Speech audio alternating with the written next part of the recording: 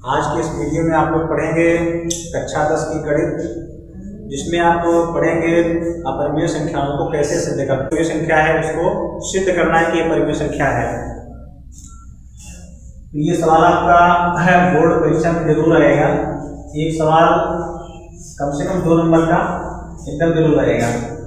इसमें संख्याएं होती हैं 4 प्रकार की जो सिद्ध करना होता है। नंबर 1 जो होंगी आपकी, जैसे लिखा होगा √3 को सिद्ध कीजिएगा आप, या √2 को, या √5 लिखा है, तो इन संख्याओं को सिद्ध करना होगा।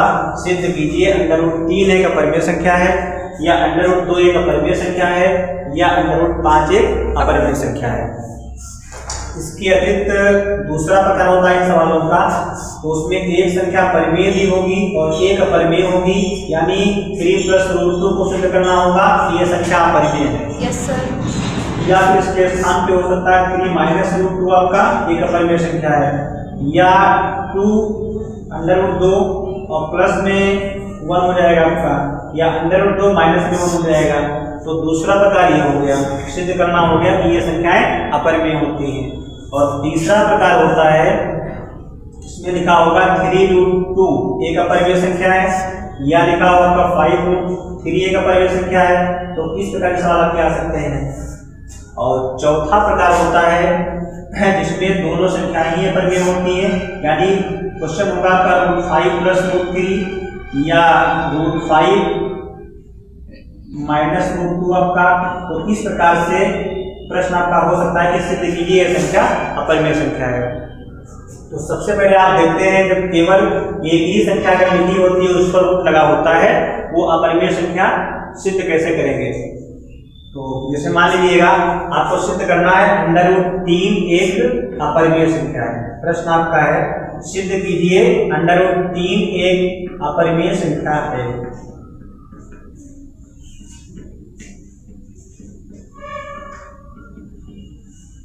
ये फर्स्ट टाइप का क्वेश्चन आपका है। तो सबसे पहले इसमें मानेंगे हम परिमेय सिद्ध करना है, तो हम अपरिमेय मानेंगे। जो क्वेश्चन आपका दिया है √3 एक अपरिमेय संख्या है, जिसको हम मान लेंगे। माना √3 एक परिमेय संख्या है। और जब मानेंगे कि √3 एक परिमेय संख्या है, तो परिमेय संख्या क्या होती है, जो परिमेय संख्या होती है उसको हम अंश बटे हर के रूप में लिख सकते हैं। P/Q के रूप में या A/B के रूप में लिख सकते हैं। उन संख्याओं को परिमेय कहते हैं। तो जब हमने माना कि √3 एक परिमेय संख्या है, तो इसलिए इसको लिखेंगे, इसलिए √3 बराबर हो जाएगा P/Q, जहां पर P और Q क्या है, सहअभाज्य। P और Q क्या है, सहअभाज्य संख्याएं हैं। अर्थात P और Q के जब फैक्टर करेंगे तो कोई भी कॉमन नहीं मिलेगा आपका। Yes sir. तो यहाँ √3 बराबर दिया है P/Q। इसमें एक मान करके क्रॉस गुणा कर लेंगे तो हमारा आ जाएगा √3Q बराबर P। अब रूट हटाने के लिए दोनों पक्षों में स्क्वायर कर देंगे। तो दोनों पक्षों में वर्ग करने पर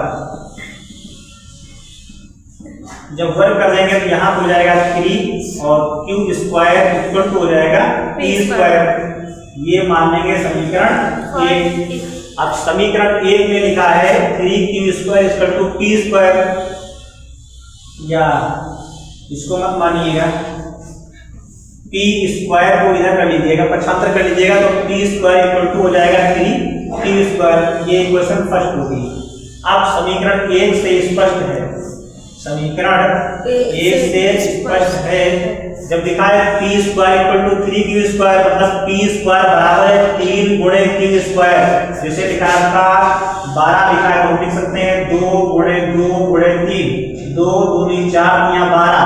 तो वैसे यहाँ लिखा है P² बराबर 3Q², यानी P² का मान जो है वो 3 × Q² के बराबर होगा। अर्थात 3 जो हमारा है ये P² का एक गुणनखंड है। तो अतः स्पष्ट है यहाँ पे कि 3 पी स्क्वायर का एक गुणनखंड है, और जब 3 पी स्क्वायर का गुणनखंड है तो इसलिए 3 पी का भी गुणनखंड होगा, इसलिए 3 पी का भी एक गुणनखंड होगा।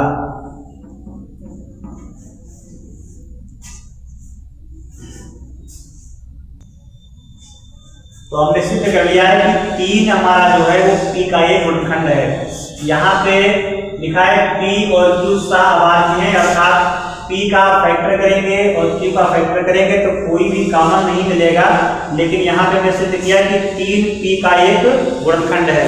तो जब p का एक फैक्टर 3 होगा तो इसका मतलब कोई फैक्टर और भी होंगे साथ में, तो हम मान सकते हैं p को। पुनः माना p बराबर, तो जो p बराबर होगा उसमें एक फैक्टर हो जाएगा 3 और साथ में कोई और मानेंगे तो r मान लिया मैंने। माना p बराबर 3r होगा, क्योंकि 3 p का फैक्टर है, जब p के फैक्टर करेंगे तो उसमें 3 आएगा और साथ में कोई अंक और आएगा तो हमने p बराबर 3r मान लिया। अब इसमें दोनों बच्चों का स्क्वायर कर देंगे, दोनों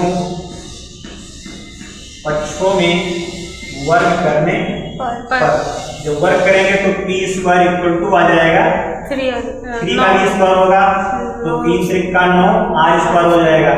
अब यहाँ p square equal to 9 r square आ गया। अब इसके पहले आपने सिद्ध किया था p स्क्वायर बराबर है 3q स्क्वायर, तो इक्वेशन फर्स्ट से मान यहाँ पे हम डाल देंगे, p स्क्वायर के स्थान पे 3q स्क्वायर बराबर 9r स्क्वायर। अब ये 3 एक कम 3 3 3 का 9 कट जाएगा तो q स्क्वायर बराबर हो गया 3r स्क्वायर। ये हमारी बन गई इक्वेशन सेकेंड। जो समीकरण 2 आपकी है उसमें से स्पष्ट है कि 3 जो आपका है वो q स्क्वायर का एक गुणनखंड है। अतः समीकरण 2 से स्पष्ट है 3 q स्क्वायर का एक गुणनखंड है। अतः 3 जब 3 q स्क्वायर का फैक्टर है तो 3 q का भी फैक्टर होगा, 3 q का भी एक गुणनखंड होगा। तो इस प्रकार हमने सिद्ध किया है कि 3 p का एक गुणनखंड है। उसके बाद मैंने सिद्ध किया 3 q का एक गुणनखंड है। अतः स्पष्ट है कि 3 जो हमारा है वो p और q दोनों का उभयनिष्ठ गुणनखंड हो गया, जो हमारी परिकल्पना की विपरीत। हमने माना था p और q कैसे हैं, सहअभाज्य। तो अतः स्पष्ट है, यहां लिखते हैं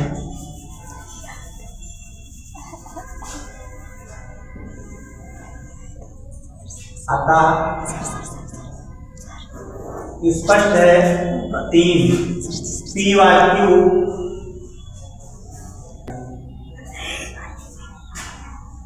अतः स्पष्ट है कि 3 p व q दोनों का उभयनिष्ठ गुणनखंड है। 3 p व q का उभयनिष्ठ गुणनखंड है। जबकि हमने यहाँ पे माना था कि p व q दोनों सहअभाज्य है, तो हम लिख देंगे यहाँ पे जो हमारी परिकल्पना के विपरीत है, जो हमारी परिकल्पना के विपरीत है। अतः √3 एक अपरिमेय संख्या है।